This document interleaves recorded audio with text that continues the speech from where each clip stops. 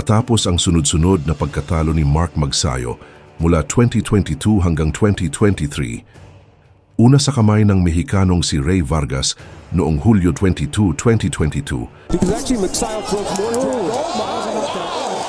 Vargas going down!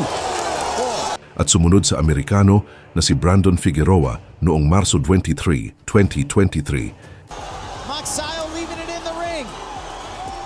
Figueroa avoiding a huge right back to the body. And that does it. What a war! Hindi natinag ang determinasyon ng ating kababayan.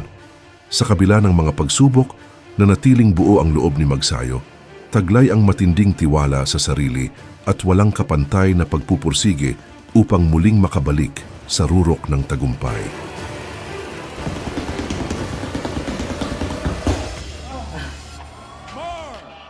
Magnifico Magsayo!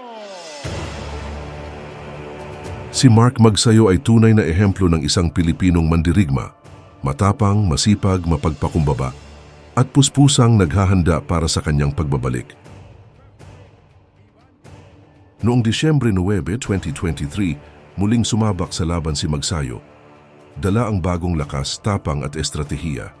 Hinarap niya ang Mexicanong si Isaac Avilar at dito niya ipinamalas ang kanyang pagbabalik sa pamamagitan ng isang napaka-impresibong knockout sa ikatlong round.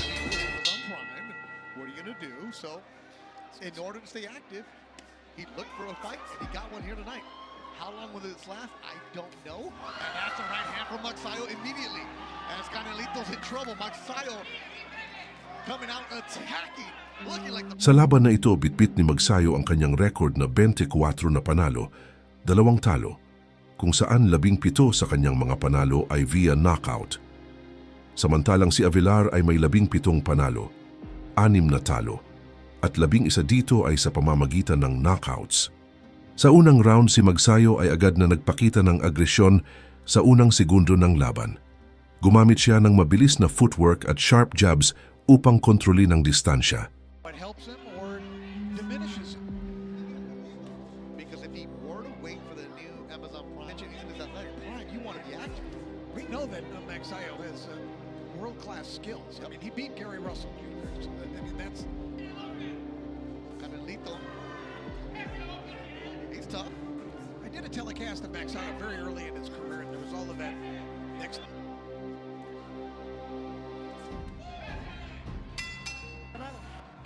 Sa round 2, mas naging tactical si Magsayo. Gumamit siya ng kombinasyon ng body shots at straight at hook punch. Si Avilar ay nagsimulang magpakita ng pagod, habang si Magsayo ay lalong lumalakas at nagiging mas agresibo. May ilang pagkakataon na muntik nang bumagsak si Avilar, pero nakatagal pa rin siya hanggang dulo ng round 2. Well, this guy's tough. This is why we took this guy, because he's going to give us rounds. We know that he's going to give us rounds. We have some things to work on, things that we've adjusted in the gym at Wildfire. We want to see. What Marvin said, not necessarily just coach speak. I mean, as he said, you know, a fighter trains and trains and trains, and if there's nothing at the end that's reward, what are you really doing? You can only have... Marvin does speak English, so he understood. Good little uppercut from Magsayo inside. Adrian Corona against Idaho Benitez. Saludos todavía si no está mirando en México, esperando la pelea de Idaho. Magsayo's getting hit a little bit.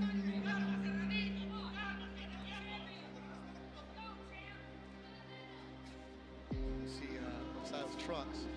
He has the Manny Pacquiao logo and MP Promotions logo, and it says Viva on top. So, Sean Gibbons. Sean Gibbons At the Viva.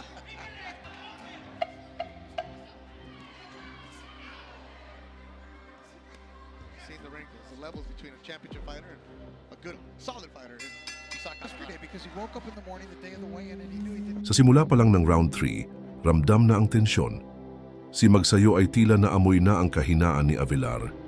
Sunod-sunod na atake ang nagpabagsak kay Avilar sa nakalipas na mga segundo.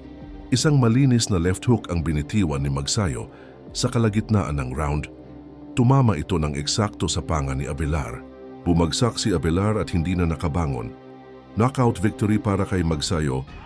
Canelito needs to move. Not eat punches like he is right now.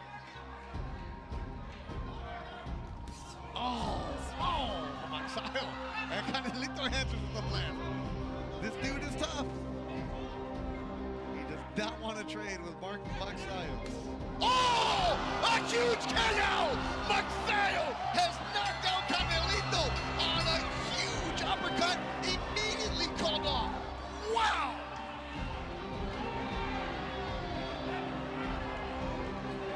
As you take a look at Avelar on the At matapos ang matinding knockout victory kontra kay Isaac Avelar, muling pinatunayan ni Mark Magnifico, Magsayo na siya'y hindi lang bumabalik, kundi mas lalong lumalakas.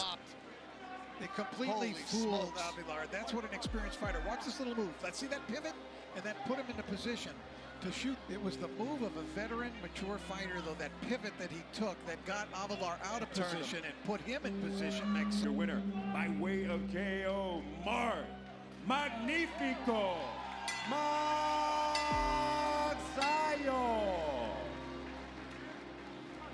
Pero mga kababayan, hindi pa tapos ang kwento. Dahil ngayong Hulyo 19, muling sasabak si Magsayo sa entablado ng boxing sa ilalim ng undercard ng kanyang idolo, ang pambansang kamao na si Manny Pacquiao kontra kay Mario Barrios sa MGM Grand, Las Vegas. Makakaharap ni Magsayo ang batang Mexicanong si Jorge Matacuellar, isang boksingerong may 21 panalo, 2 talo, at 2 tabla, 13 dito ay knockout wins. Jorge Mata. Isang matinding 10-round na bakbakan para sa WBC Continental Americas Super Featherweight title ang nakataya. Bitbit ni Magsayo ang kanyang record na 27 panalo, 2 talo, 18 sa mga ito ay knockout victories. At kung siya'y magwawagi, posibleng masundan ito ng isang world title shot sa Super Featherweight Division. Kaya mga kababayan, markahan na ang inyong kalendaryo. Ika-19 ng Hulyo, 2025, isang gabi ng aksyon, puso at laban para sa bayan. Abangan ang susunod na kabanata sa kwento ng ating Magnifico.